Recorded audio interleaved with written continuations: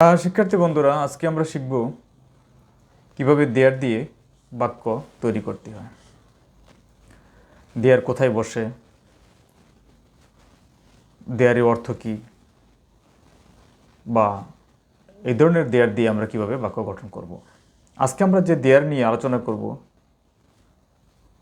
সেটা একটি অন্যরকম দেয়ার।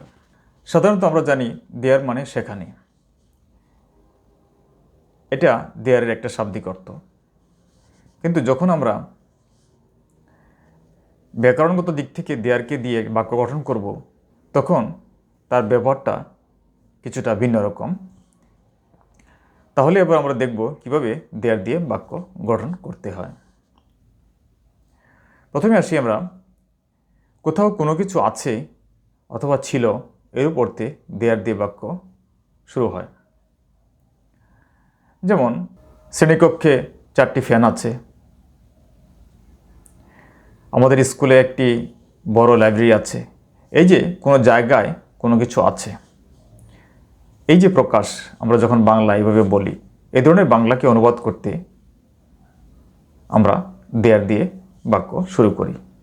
তাহলে কোথাও বা কোনো জায়গায় কোনো কিছু আছে বা ছিল এরূপ অর্থে আমরা বাক্যটি দেয়ার দিয়ে শুরু করব।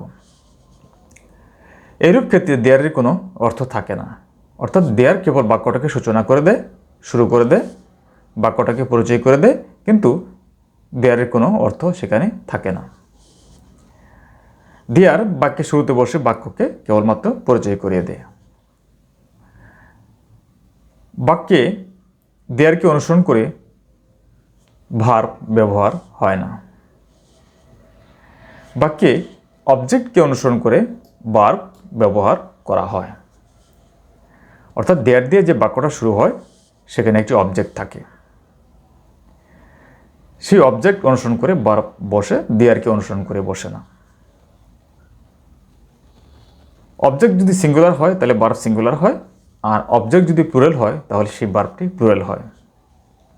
এখন প্রশ্ন হলো যে সিঙ্গুলার ভার্ব এবং প্লুরাল ভার্ব আবার সেটা কোনটা? সিঙ্গুলার প্লুরাল ভার্ব যদি আমরা বুঝতে যাই তাহলে আমরা এভাবে বলবো যে টু বি ভার্বের ভিতরে যে ভার্বগুলি আছে, যেমন am, is, are, was, were, এই ভার্বগুলির ভিতরে এম, ইজ এই দুটো ভার্ব সিঙ্গুলার, আর হলো প্লুরাল। অপরদিকে ওয়াজ, ওয়ার সেটা ওয়াজ হলো সিঙ্গুলার, ওয়ার হলো প্লুরাল। আর যদি মেইন ভার্ব এর কথা বলতে যাই তাহলে কোনো ভার্বের প্রেজেন্ট ফর্মের সাথে এস বা ইএস যোগ করলে যে রূপটা গঠিত হয় সেটা হলো সিঙ্গুলার ভার্ব। আর সাধারণত একটি ভার্ব যখন রুট ফর্মে থাকে সেই ভার্বটা প্লুরাল অবস্থায় থাকে। ফর এক্সাম্পল, হি গোজ, এখানে গোয়ের সাথে এস বা ইএস অর্থাৎ ইএস যোগ করেছি, দ্যাট মিনস এই গোজ ভার্বটা সিঙ্গুলার হয়ে গেছে। এটা কেবল সিম্পল প্রেজেন্ট টেন্সের ক্ষেত্রে। আর দে গো, তাহারা যায়, তাহলে দে প্লুরাল, গো এই যে গো যে ভার্বটি রুট ফর্ম এটা প্লুরাল ফর্ম, কিন্তু দে গোজ কখনো হবে না, তাহলে দে গো। হি গোজ তার মানে হি সিঙ্গুলার, মেইন ভার্ব গো এর সাথে যোগ করেছি ইএস অর্থাৎ ভার্বটি সিঙ্গুলার করেছি, তাহলে he singular, verb singular, they go, they plural, go plural. অপরদিকে he is, he singular, is singular, they are, they plural, are plural. আশা করি বিষয়টা বুঝতে পেরেছ।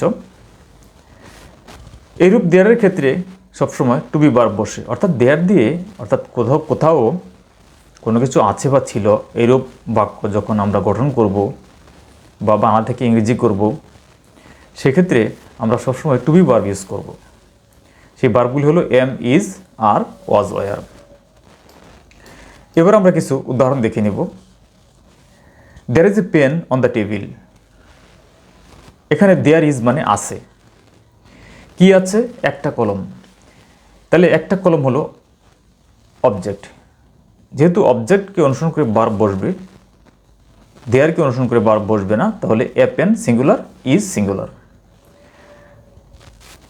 তাহলে বাক্যটি দাঁড়ালো there is a pen on the table. 2 number বাক্যে আমরা দেখতে পাচ্ছি there are 5 pens on the table. There are মানে আছে, কি আছে 5টি কলম, তাহলে 5টি কলম প্লুরাল, সেক্ষেত্রে আমরা দেয়ারের পরে আর ব্যবহার করেছি।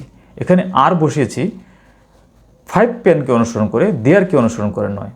আমরা আগেই বলেছি দেয়ারকে অনুসরণ করে কোনো ভার্ব ব্যবহৃত হয় না, বাক্যে অবজেক্টকে অনুসরণ করে ভার্ব ব্যবহার করতে হয়। যেহেতু 5 পেন্স প্লুরাল, সেক্ষেত্রে আমরা ভার্বটাও প্লুরাল বসিয়েছি, অর্থাৎ ইজ না বসিয়েছি, আর বসিয়েছি। Number 3, there are 8 fans in our classroom. আমাদের শ্রেণীকক্ষে 8টি ফ্যান আছে। এখানে দেয়ার আর মানেও আছে, কি আছে 8টি ফ্যান আছে। যেহেতু 8টি ফ্যান প্লুরাল, সেই ক্ষেত্রে ভার্বটাও প্লুরাল, অর্থাৎ আর ব্যবহার করতে হয়েছে। Number 4, there is a garden in front of our school. আমাদের স্কুলের সামনে একটি বাগান আছে। এখানে দেখতে পাচ্ছি একটি বাগান, তাহলে কি আছে, দেয়ার ইজ মানে আছে, কি আছে একটি বাগান আছে, তাহলে একটি বাগান অবজেক্ট। এই একটি বাগানকে অনুসরণ করে আমরা ভার্ব বসিয়েছি, সেটা হলো ইজ। তো দেয়ার ইজ মানে আছে, কি আছে একটি বাগান আছে, কোথায় আছে, in front of our school, আমাদের স্কুলের সামনে। দেয়ার আর 80 টিচার্স ইন আওয়ার স্কুল। আমাদের বিদ্যালয়ে 80 জন শিক্ষক আছেন। এখানে কতজন শিক্ষক আছেন, 80 জন। তাহলে এই 80 শিক্ষক, এই শব্দটি প্লুরাল, সেক্ষেত্রে আমরা ভার্ব ব্যবহার করেছি আর। এবার পরের বাক্যটিতে আমরা সিম্পল পাস্ট টেন্স ব্যবহার করেছি, মানে ছিল। দেয়ার ওয়াজ মানে ছিল, কি ছিল, একটা গার্ডেন, একটা বাগান ছিল। একটা বাগান সিঙ্গুলার, আর ছিল কোথায় ছিল, সেটা বাগানটা আমাদের স্কুলে। তাহলে দেয়ার ওয়াজ এ গার্ডেন, একটি বাগান ছিল, ইন আওয়ার স্কুল, আমাদের স্কুলে। ইট ওয়াজ ভেরি বিগ, এটা ছিল খুব বড়। তাহলে আমরা দেখতে পাচ্ছি যে প্রথমেই আমরা যে বিষয়গুলি বললাম, যে কোথাও বা কোনো জায়গায় কোনো কিছু আছে বা ছিল, যখন এইরূপ কোনো বাংলা রূপের বা বাংলা বাক্যের আমরা ইংরেজি অনুবাদ করব, সেক্ষেত্রে আমরা সবসময় দেয়ার দিয়ে বাক্য শুরু করব। তাহলে সেই দেয়ার এমন একটি দেয়ার বাক্যে যার কোনো অর্থ থাকে না, সেই দেয়ারকে অনুসরণ করেও ভার্ব ব্যবহৃত হয় না। দেয়ার কেবলমাত্র বাক্যের শুরুতে বসে বাক্যকে পরিচয় করে দেয়। বাক্যে যে অবজেক্ট থাকে, সেই অবজেক্টকে অনুসরণ করে ভার্ব ব্যবহার করতে হয়।